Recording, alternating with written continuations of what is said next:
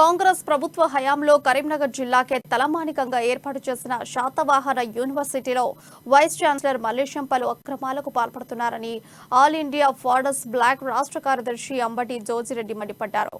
2021 సంవత్సరంలో university grants కమిషన్లో 14 కోర్సులకు గాను కేవలం 8 కోర్సులకు మాత్రమే వైస్ ఛాన్సలర్ అప్లై చేశారని, బడుగు బలహీన వర్గాల విద్యార్థులకు అన్యాయం చేస్తున్నారని ఆరోపించారు. కరీంనగర్లో వైస్ ఛాన్సలర్ వైఖరిపై ఏఐఎఫ్బి ఆధ్వర్యంలో నిరసన చేపట్టారు. వైస్ ఛాన్సలర్ అక్రమాలను గుర్తించిన అసిస్టెంట్ ప్రొఫెసర్లపై తప్పుడు కేసులు బనాయించి ఉద్యోగాల నుండి తొలగించారని ఆగ్రహం వ్యక్తం చేశారు.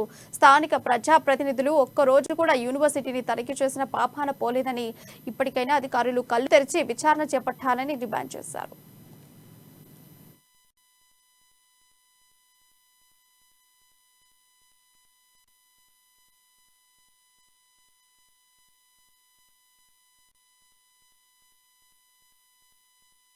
శాతవాహన యూనివర్సిటీ కరీంనగర్కి తలమానికంగా కాంగ్రెస్ టైంలో వస్తే దానికి 12B అప్లై చేయడానికి 2021లో గుర్తింపు కోసం యూజీసీకి అప్లై చేయడం జరిగింది. ఇక్కడ ఉన్న వైస్ ఛాన్సలర్ ఎవరైతే ఉన్నారో మల్లేశం గారు, ప్రొఫెసర్ మల్లేశం గారు అప్లై చేసినప్పుడు మనకి 14 కోర్సులు ఉంటే 8 కోర్సులకు మాత్రమే అప్లై చేయడం జరిగింది. కారణం ఏందో తెలియదు. దానికి కూడా అన్ని తప్పుడు నివేదికలు సమర్పించి యూజీసీనే మోసం చేసిన వ్యక్తి ఎవరయ్యా అంటే ఈ వైస్ ఛాన్సలర్ అని చెప్పక తప్పదు.